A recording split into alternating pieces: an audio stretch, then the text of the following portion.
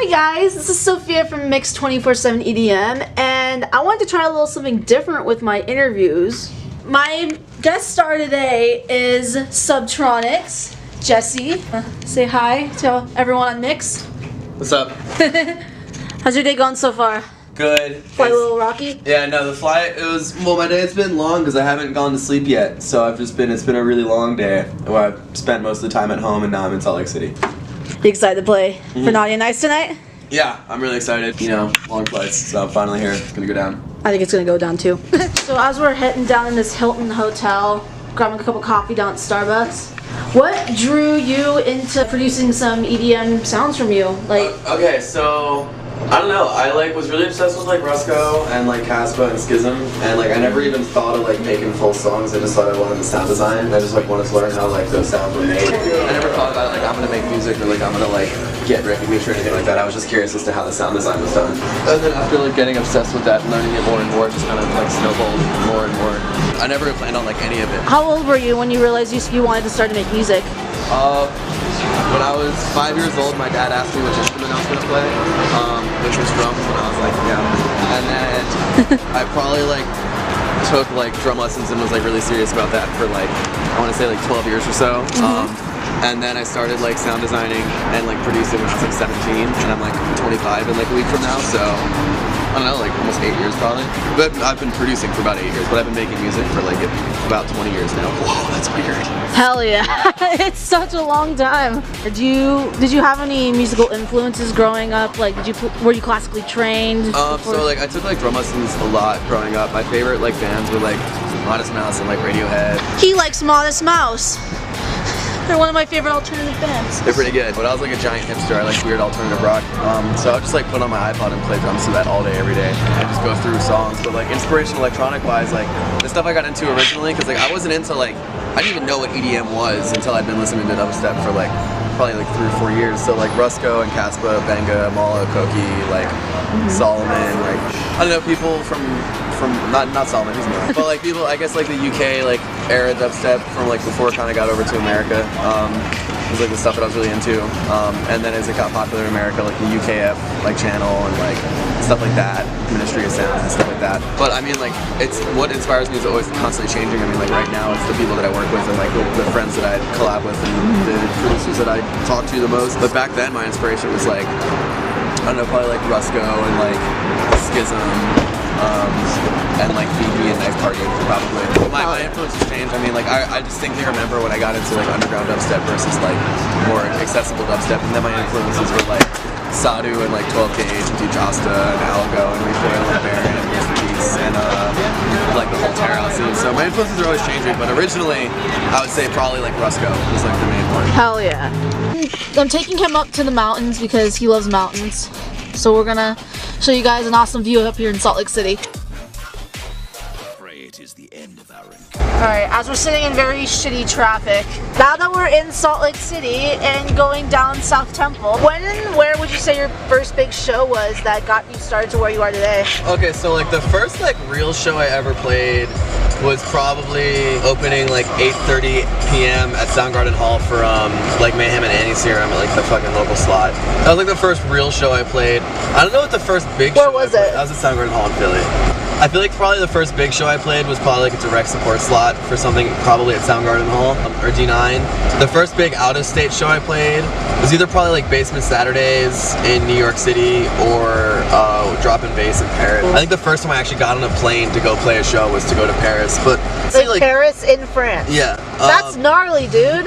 The only show where I really think there I noticed a difference before and after in terms of how I felt things were going was probably Camp Bisco, which was this year. Okay. Where that was definitely I noticed all of my socials and all of my stats after playing that show were doing way better than they were before. But that was super recent. Honestly, there weren't really any shows in the first 5 or 6 years of doing it that really did anything for my career. All the shows I was playing, all the bookings I was getting or labels I was releasing on, it was all just on the merit of making songs. Hell yeah. Galen Village. Tranquil. Quiet. So what would you say differs you from other dubstep artists? Absolutely nothing. I'm very unoriginal. No, okay, so honestly, like, okay, so they say like you should sound unique, and that's totally true. And I think that I do sound unique, but I haven't really put much of like an effort or a thought process into like being unique. It kind of just like happened naturally. I would say probably mostly what separates me from anyone else, or like how you can tell it's me when you hear it, is just the fact that like my sound design sounds a certain way, so that you know like my basses always like have a certain tonality to them, especially with each little drop. I mean, like in terms of like live performance, I like there's DJs who I DJ similarly to, but like there's not many of us because I do like a lot of double and triple drops. So like me, Squanto, Shivers, Megalodon, and like Schism are like some of the only like people that really DJ doing like heavy dubstep with double drops. You'd also probably like, I feel like I'm not like, it's less common to do like a lot of Facebook videos, so I'm more like kind of known for that. But like in terms of my own stuff, I'm super goofy. My branding is kind of like weird and cartoony. My sound design is really unique. I do like a lot of, I feel like I'm one of the only people really that makes rhythm that like puts a whole lot of thought process into the intros.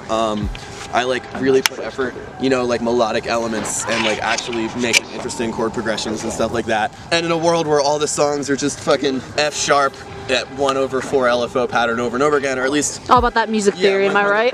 When the drop is literally just one note at, you know, quarter notes the entire time, my intros at least have a little bit of musicality. So I think that kind of sets me apart a little bit, aside from like DJ style and just being, I'm like an openly goofy as fuck person. The uniqueness, or what makes me me, just comes naturally through being genuinely, you know, different, unique. I've always kind of been the black sheep out of like most people I know. And I think I get that sense from like most of my DJ friends as well. Most of them also were like the black sheep growing up. Hell yeah. Do weird shit. Black sheep's always the best. Galen Village.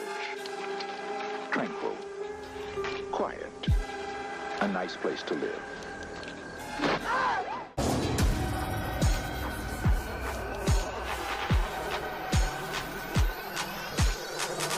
So I want to talk about one of your recent releases, Particle Meme Weapon. Yeah. Would you like to tell the readers any particular inspirations you had in creating the dubsteps and the wub-wubs? Take us through the production through that? Okay, so like literally all my songs that are like heavy dubstep, they're all like, I wish there was more of like a story behind it, but there's really not. I just sit down and like try and make a cool bass, and like once I have like a kind of cool bass, I'll like play around with it until I have like a kind of interesting flow.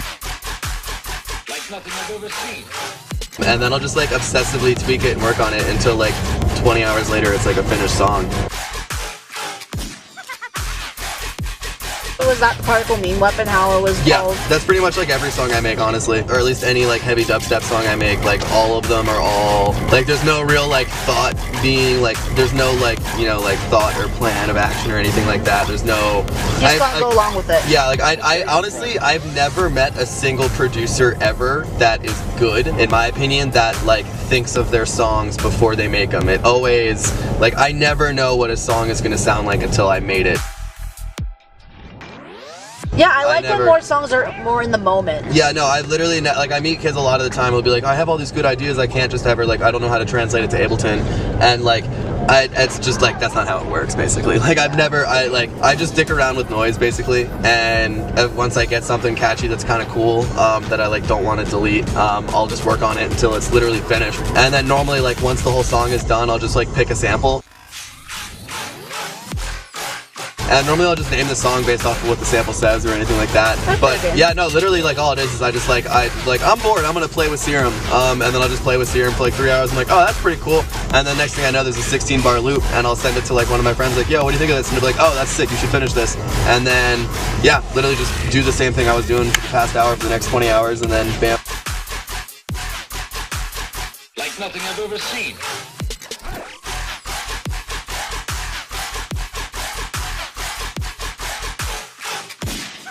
What was the worst Christmas present you have ever received?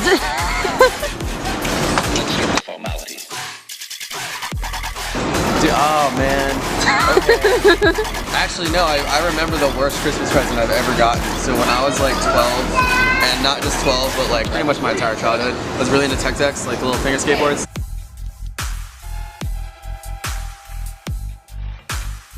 and my aunt, who like knew nothing about me, thought that I'd want like a tech deck set. It was like a really shitty like knockoff like Walmart one that like wasn't even like, it literally was unusable. Like it was just like a plastic thing you'd fold and came with like a plastic fake skateboard, and it was like, I opened it, was like, really? And then I just like, I'm pretty sure I just like threw it away.